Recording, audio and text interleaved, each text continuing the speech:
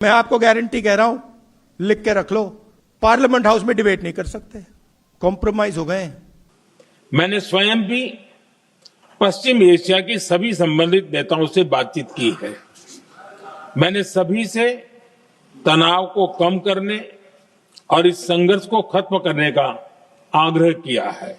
साथियों, आप सभी को छठ पूजा की हार्दिक शुभकामनाएं। साथियों, आज हम बात करते हैं कल संसद में मोदी जी का भाषण आया, ठीक है ना। अपना स्पीच दिए।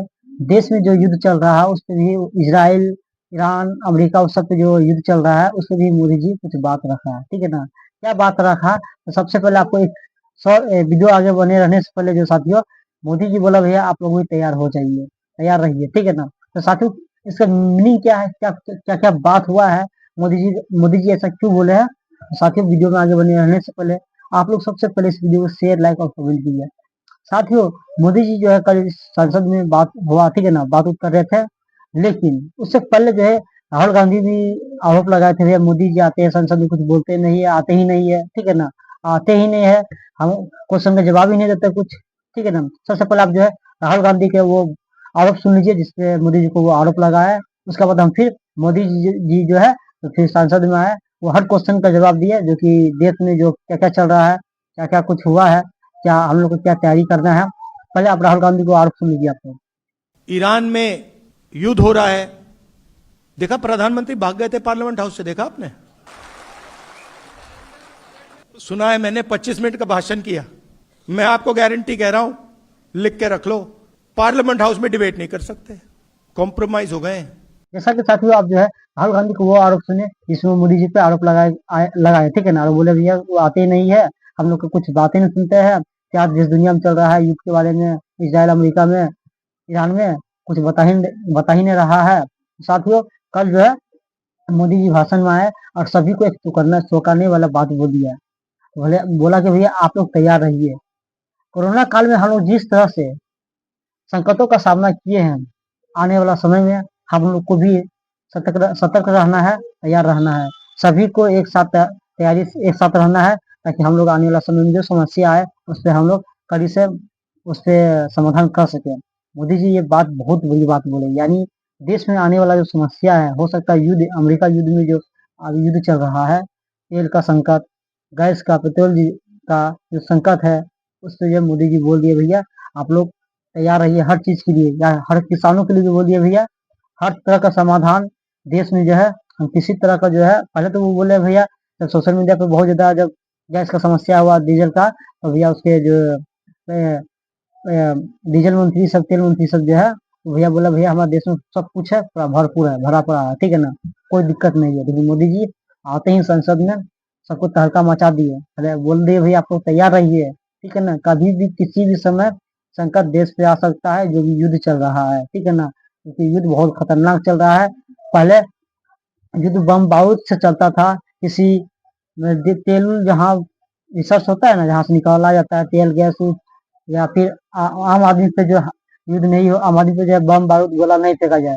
लेकिन जो है अब वो भी फेंका जा रहा है किसी भी चीज पे, आम आदमी जनमानस पे हो, या तेल डीजल, तरह तरह का जो सामान है, स्कूल कॉलेज, कहीं भी बम बारूद हमला हो रहा है, जिसकी इसके लिए भी मोदी जी बोला भैया इस सभी का हम निंदा करते, ये चीज नहीं होना चाहिए। आदरणीय अध्यक्ष जी, जहां तक डिप्लोमेसी की बात है, भारत की भूमिका स्पष्ट है। शुरुआत से ही हमने इस संघर्ष को लेकर अपनी गहरी चिंता व्यक्त की है। मैंने स्वयं भी पश्चिम एशिया की सभी संबंधित नेताओं से बातचीत की है। मैंने सभी से तनाव को कम करने और इस संघर्ष को खत्म करने का आग्रह किया है। भारत ने नागरिकों, एनर्जी और ट्रांसपोर्ट से जुड़े इंफ्रास्ट्रक्चर पर हमलों का विरोध किया है। कमर्शियल जहाजों पर हमला और हॉर्मुज स्ट्रेट जैसे अंतर्राष्ट्रीय जलमार्ग में रुकावट अस्वीकार्य है। लेकिन मोदी जी बोला भैया हम कुछ दिन पहले जो है इजराइल के भी मंत्री से बात किए, फोन से बात किए, 2-3 देश को मंत्री से हम बात किए हैं, और तमाम जो भी नेता आए हैं वो सबसे हम बात किए गए फोन से, और इस सभी चीजों पे हम चर्चा किए गए हैं। लेकिन मोदी जी बोला भैया जो चीज पे युद्ध चल रहा है उस पर हम सभी का कड़ा निंदा करता है। ये चीज नहीं होना चाहिए, खास करके तेल डीजल जो आम लोगों की जीवन से जुड़ा हुआ है, जो लोगों के लिए बहुत आवश्यक है, वो चीज के लिए खास करके उस पर हमला नहीं होना चाहिए, ठीक है ना। चाहे हरमुज हो जिसके माध्यम से तेल उल का जहाज आता है, यहाँ रोका गया है। हाल फिलहाल में देश का भी कुछ जहाज जो है ईरान ईरान के द्वारा आया गया है, उसको छोड़ा गया है, ठीक है ना। लेकिन ये संकट की घड़ी है, मोदी जी बोल दिया भैया कोरोना काल के जैसा आप लोग तैयार रहना है। लेकिन आप लोग मोदी जी का बात सुने हैं नहीं है, पहले आप मोदी जी का बात सुने, उसके बाद हम लोग फिर चर्चा करते हैं। आप लोग सुनिए। भारत डिप्लोमेसी के जरिए युद्ध के इस माहौल में भी भारतीय जहाजों के सुरक्षित आवागमन के लिए निरंतर प्रयास कर रहा है। अध्यक्ष महोदय, भारत हमेशा से ही मानवता के हित में और शांति के पक्ष में अपनी आवाज उठाता रहा है। मैं फिर कहूंगा कि बातचीत और कूटनीति ही इस समस्या का समाधान है। हमारे हर प्रयास तनाव को कम करने, इस संघर्ष को समाप्त करने के लिए है। इस युद्ध में किसी के भी जीवन पर संकट मानवता के हित में नहीं है। इसलिए भारत का प्रयास सभी पक्षों को जल्द से जल्द शांतिपूर्ण समाधान के लिए प्रोत्साहित करने का है। अध्यक्ष जी, जब ऐसे संकट आते हैं तो कुछ तत्व इसका गलत फायदा उठाने की कोशिश भी करते हैं। इसलिए कानून व्यवस्था सुनिश्चित करने वाली सभी एजेंसियों को अलर्ट पर रखा गया है। कोस्टल सिक्योरिटी हो, बॉर्डर सिक्योरिटी हो, साइबर सिक्योरिटी हो, स्ट्रेटेजिक इंस्टॉलेशंस हो, सबकी सुरक्षा को और मजबूत किया जा रहा है। अध्यक्ष जी, इस युद्ध के कारण दुनिया में जो कठिन हालात बने हैं उनका प्रभाव लंबे समय तक बने रहने की आशंका है। इसलिए हमें तैयार रहना होगा, हमें एकजुट रहना होगा।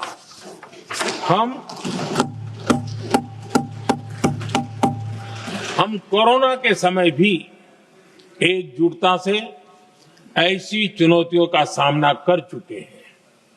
अब हमें फिर से उसी तरह तैयार रहने की आवश्यकता है। धीरज के साथ, संयम के साथ, शांत मन से हमें हर चुनौती का मुकाबला करना है और यही हमारी पहचान है, यही हमारी ताकत है। और हां, हमें बहुत सावधान और सतर्क भी रहना है। हालात का फायदा उठाने वाले झूठ फैलाने का प्रयास करेंगे, ऐसे लोगों की कोशिशों को सफल नहीं होने देना है। मैं देश की सभी राज्य सरकारों से भी इस सदन के माध्यम से आग्रह करूंगा, ऐसे समय में कालाबाजारी करने वाले, जमाखोरी करने वाले एक्टिव हो जाते हैं। इसके लिए कड़ी मॉनिटरिंग जरूरी है। जहां से भी ऐसी शिकायतें आती हैं वहां त्वरित कार्रवाई होनी चाहिए। देश की हर सरकार और देश का हर नागरिक जब मिलकर चलेंगे तो हम हर चुनौती को चुनौती दे सकते हैं। जैसा कि साथियों, आप मोदी जी का वह बात सुनिए जिसमें वो खुलेआम बोलते भैया आप लोग तैयार रहिए, कभी भी कुछ हो सकता है, ताकि भैया युद्ध का समय है, ठीक है ना। तेल डीजल संकट का दाम भी बढ़ सकता है। भैया गैस का दाम बढ़ा ना, डीजल का दाम बढ़ा ना, सबका दाम बढ़ेगा। क्योंकि भैया हम लोग का 50% आसपास जो है ना, हम लोग का जो है तेल डीजल का सप्लाई जो है, हम लोग का जीवन का सप्लाई जो है वहीं से आता है। तेल डीजल कहाँ से आता है? वही ना, घर गाड़ी का जो तेल डीजल है, गैस हुआ, ये सब तो वहीं से आता है, ईरान से, जिसके माध्यम से आता है। हम लोग के पास तो कोई खास व्यवस्था है नहीं, इसीलिए मोदी जी बोल दिया भैया। खास कर निंदा भी क्या है युद्ध के बारे में, मतलब है जल्द से जल्द जो है शांतिपूर्ण हो।